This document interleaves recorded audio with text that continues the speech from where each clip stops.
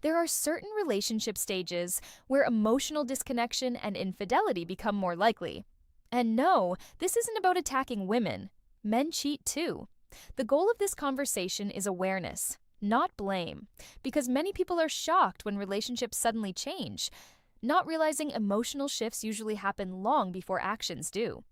Most people focus only on what their partner says, but relationships are often shaped more by what someone is emotionally experiencing underneath the surface. Today, we're exploring 3 life stages where women may become more emotionally vulnerable to cheating, and the psychological reasons behind it. Stage 1, early 20s, 20 to 25. This is often the exploration phase of adulthood. At this age, many people are still discovering who they are, what they truly want in relationships, and what kind of future they imagine for themselves. Social media, dating apps, attention, and new experiences can create a constant feeling of possibility. And for some people, that level of validation becomes emotionally addictive. Now, this does not mean all women in their early 20s cheat. Far from it, but this stage often combines 3 powerful factors: curiosity, emotional immaturity, endless perceived options. Someone can genuinely care about their partner and still quietly wonder, what else is out there? Am I settling too early? Am I missing experiences? And when a relationship becomes emotionally stale, predictable, or disconnected, those questions can become stronger. At this stage, many people crave emotional excitement, novelty, and stimulation. And emotional cheating often begins long before anything physical happens. It usually starts with attention, emotional validation, or feeling understood by someone new. Stage 2, late 20s to early 30s, 28 to 34. This is one of the most emotionally reflective periods in adult relationships.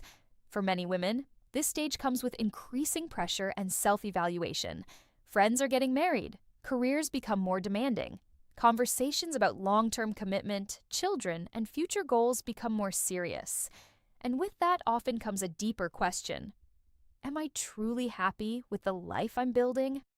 This stage can become emotionally dangerous when someone feels emotionally neglected, unseen, or disconnected inside their relationship. Comparison also becomes more common.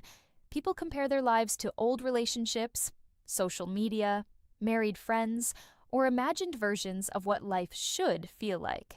And when emotional needs go unmet for long periods of time, vulnerability to outside attention increases. This is why emotional affairs sometimes begin in workplaces or close social environments. Not necessarily because someone planned to cheat, but because emotional intimacy slowly formed through attention, appreciation, understanding, and consistent connection. Most affairs don't begin with physical attraction alone. They begin with emotional escape. Stage 3, late 30s to late 40s, 37-49. This stage surprises many people. There's a common assumption that emotional temptation decreases with age, but psychologically, this can actually become a major identity reflection period.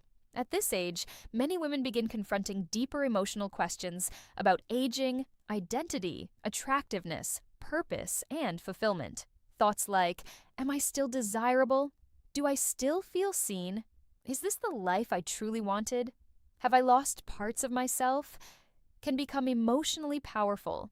And when someone feels emotionally forgotten in their relationship, attention from another person can suddenly feel deeply meaningful. Not always because they want sex, sometimes because they want to feel alive again, wanted again, appreciated again, seen again. Compliments, emotional attention, and genuine appreciation can have an enormous emotional impact during this stage, especially if those things have been missing at home for years. When someone constantly feels criticized, ignored, or treated as old or emotionally invisible, even small moments of validation from another person can create strong emotional attachment. That's why appreciation matters in long-term relationships, not just at the beginning, but continuously. Because people don't stop needing affection, admiration, emotional intimacy, and reassurance simply because time passes. And this applies to men and women alike. The real lesson. The purpose of this conversation is not fear. It's awareness. Strong relationships survive when communication stays honest, emotional connection stays active, appreciation stays consistent. Both people continue making each other feel valued. Most relationships do not collapse overnight. Distance builds slowly. Neglect builds quietly. Disconnection grows in silence. And people are far less likely to seek emotional fulfillment elsewhere when they still feel emotionally chosen, respected, desired, and appreciated at home. If this gave you a new perspective, subscribe for more conversations about relationships, emotional intelligence, attraction, and human behavior.